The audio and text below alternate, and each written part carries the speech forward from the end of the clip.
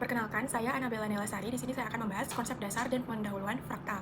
Fraktal adalah suatu bentuk atau himpunan yang memiliki pola kompleks dan seringkali berulang. Bahkan bisa kita temukan di alam seperti awan atau garis pantai. Untuk memahami fraktal, kita gunakan konsep self-similar set, yaitu himpunan yang bagian-bagian kecilnya memiliki bentuk yang mirip dengan keseluruhannya. Untuk memahami self-similar set, kita perlu beberapa istilah dasar di R2. Pertama, bounded, artinya himpunan tersebut terbatas dan bisa dimasukkan ke dalam suatu lingkaran. Kemudian closed, yaitu semua titik batasnya termasuk dalam himpunan. Selanjutnya kongruen, berarti dua bentuk sama persis, hanya berbeda posisi atau rotasi. Dan overlapping artinya saling tumpang tindih, sedangkan non-overlapping tidak saling bertumbukan. Selain itu, ada juga konsep transformasi skala, yaitu mengubah ukuran suatu bentuk dengan faktor S. Jika S kurang dari 1, maka bentuk akan mengecil. Berdasarkan itu, suatu himpunan disebut self-similar jika bisa dibagi menjadi beberapa bagian yang tidak overlap, dan setiap bagian merupakan hasil skala dari bentuk awal dengan faktor yang sama. Sebagai contoh, pada figur 10, 12, 6, terlihat sebuah garis yang dibagi menjadi dua bagian. Kedua bagian tersebut tidak saling overlap dan masing-masing merupakan versi kecil dari garis awal dengan skala setengah, sehingga garis tersebut merupakan self-similar dengan K sama dengan 2 dan S sama dengan setengah. Dari contoh ini, kita bisa melihat bahwa konsep self-similar adalah dasar utama dalam memahami fraktal.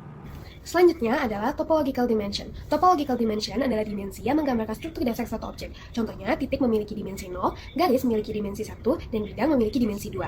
Dimensi ini menunjukkan berapa banyak arah atau koordinat yang dibutuhkan untuk menentukan posisi satu titik di dalam objek tersebut. Namun, pada fraktal seperti Sierpinski carpet dan Sierpinski triangle, secara topologi dimensinya tetap satu. Padahal, jika dilihat secara visual, bentuknya tampak seperti bidang. Hal ini menunjukkan bahwa topological dimension belum cukup untuk menjelaskan kompleksitas fraktal. Untuk mengatasi keterbatasan di topological dimension digunakan Hausdorff dimension. Rumusnya adalah ln K dibagi dengan ln 1 per S, di mana K adalah jumlah bagian hasil pembagian dan S adalah faktor skala. Berbeda dengan dimensi topologi, Hausdorff dimension dapat menghasilkan nilai yang tidak bulat. Nah, contohnya itu pada Sierpinski carpet. K-nya adalah 8 dan S-nya adalah 1 per 3. Jika dimasukin ke rumus, diperoleh ln 8 dibagi ln 3 yang hasilnya sekitar 1,89. Nilai ini berada di antara 1 dan 2. Artinya, fraktal lebih kompleks dari garis tetapi belum sepenuhnya mengisi bidang. Secara umum, fraktal memiliki Hausdorff dimension yang tidak sama dengan topological dimension. Inilah yang membuat fraktal memiliki dimensi pecahan dan terlihat berbeda dibandingkan objek geometri biasa. Berdasarkan definisi 4, similitude dengan faktor skala S adalah sebuah fungsi T yang memetakan titik di R2 ke titik di R2 lainnya. Dengan formula seperti yang terlihat di slide ini, kalau kita perhatikan, formula ini memiliki tiga bagian. Yang pertama ada huruf S di depan, itu adalah faktor scaling, yang mengatur seberapa besar penyusutannya. Kedua, ada matriks dengan cos theta dan sin theta. Ini merupakan rotasi sebesar sudut theta yang ada. Ketiga, ada vektor E dan F yang ditambahkan di akhir. Ini merupakan translasi, yaitu perpindahan posisi. Jadi dalam satu similitude, sebenarnya melakukan tiga hal sekaligus, yaitu memperkecil, memutar, lalu menggesernya. Syarat yang paling penting adalah nilai S harus di antara 0 dan 1. Ini yang disebut sebagai similitude kontraksi. Artinya, setiap kali similitude diterapkan, hasilnya semakin kecil mendekati suatu titik atau pola tertentu. Syarat inilah yang membuat similitude bisa digunakan untuk membangun fraktal. Selanjutnya adalah kaitan similitude dengan fraktal. Kenapa similitude itu penting untuk sebuah fraktal? Ada satu fakta kunci yang perlu kita pahami dulu. Jika T adalah similitude dengan faktor skala S dan S besar adalah sembarang himpunan yang tertutup dan terbatas di R2, maka TS, yaitu bayangan dari S besar di bawah T, akan kongruen dengan S besar yang diskalakan oleh S kecil. Artinya, T ini menghasilkan versi S besar yang lebih kecil, tapi bentuknya pasti sama. Nah, kalau kita punya K buah similitude, untuk setiap K ini elemen bilangan real, seperti ini, kita bisa membangun suatu himpunan S besar yang merupakan gabungan dari K salinan dirinya sendiri yang lebih kecil. Inilah yang ditulis sebagai S sama dengan T1S, gabung T2S, gabung T3S, hingga TKS. Himpunan seperti ini disebut self-similar, dan ini adalah fondasi dari fraktal. Ada dua syarat yang wajib dipenuhi. Pertama, semua similitude harus menggunakan faktor skala S yang sama. Kedua, hasil petaannya tidak boleh saling tumpang tindih. Setiap TS harus terpisah satu sama lainnya.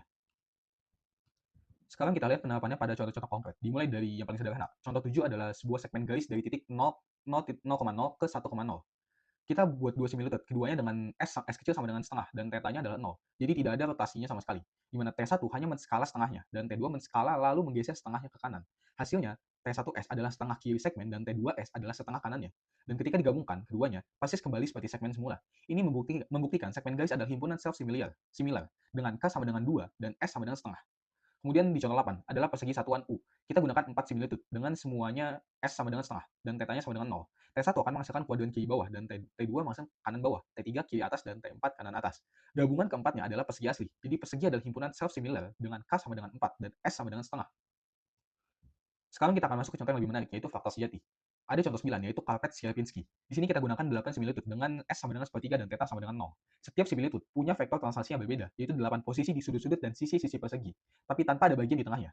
Kalau kita lihat visualnya di slide, polanya adalah persegi-persegi kecil yang mengelilingi lubang di tengah, dan pola ini berulang terus-menerus pada skala yang semakin kecil, di mana S adalah gabungan dari T1S sampai T8S.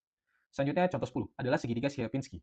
Ini adalah himpunan sel similar. Di sini kita lihat similitude-nya secara eksplisit. Tiga similitude dengan S sama dengan setengah, T1 membuat salinan di pojok kiri bawah, dan T2 membuat salinan di pojok kanan bawah, dan T3 membuat salinan di atasnya. Gabungan ketiganya adalah segitiga asli, dengan lubang segitiga di tengahnya. Yang membedakan karpet dan segitiga Sierpinski dari contoh sebelumnya adalah bahwa keduanya adalah faktor sejati. Dimensi Hausdorff-nya tidak sama dengan dimensi topologisnya, sehingga nilainya bukan bilangan bulat. Fractal memiliki konsep utama yang disebut self-similarity atau kemiripan diri. Artinya satu bentuk besar terdiri dari salinan-salinan kecil dari dirinya sendiri. Seperti yang kita lihat di sini, himpunan utama S adalah gabungan dari 3 transformasi yang lebih kecil. Semua bagian ini memiliki bentuk yang sama persis, hanya berbeda ukuran dan posisi. Inilah keunikan dari fractal. Selanjutnya, kita memiliki pola klasik yaitu Sierpinski carpet. Proses Sierpinski carpet dimulai dengan sebuah persegi penuh yang dihilangkan tengahnya. Lalu kita lakukan proses yang sama kepada kotak-kotak kecil yang tersisa. Semakin banyak iterasi yang dilakukan, semakin detail pola lubang-lubang yang terbentuk pada skala. Sekarang kita lihat pengaruh rotasi. Pada pembentukan fractal, kita menggunakan 2 transformasi utama yaitu skala dan rotasi. Sudut rotasi tata ini sangat menentukan bentuk akhir. Jika tidak ada rotasi, hasilnya hanya garis lurus biasa. Namun, dengan rotasi, pola fractal yang kompleks bisa muncul. Perubahan kecil pada sudut saja bisa mengubah bentuk secara signifikan. Lalu, bagaimana cara menggambar fractal dengan efisien di komputer? Kita bisa menggunakan metode random iteration atau Monte Carlo. Caranya, kita pilih titik awal secara acak, lalu terapkan transformasi yang juga dipilih secara acak, dan ulangi ribuan kali. Hasilnya, titik-titik ini akan membentuk fractal tanpa perlu menghitung seluruh area. Cukup dengan 100.000 titik, pola fractal sudah mulai terlihat jelas. Selanjutnya ada transformasi affine. Untuk membentuk fractal yang lebih kompleks, kita menggunakan transformasi affine. Ini adalah kombinasi dari pembesaran, pengecilan, rotasi, dan pergeseran. Di sini kita bisa melihat bagaimana sebuah persegi satuan diubah posisi dan bentuknya. Transformasi inilah yang menjadi kunci untuk menciptakan pola-pola berulang yang kita lihat pada fractal. Penerapan transformasi affine ini sangat luas. Dengan kombinasi skala, rotasi, dan translasi, kita bisa membentuk objek alami seperti daun pakis.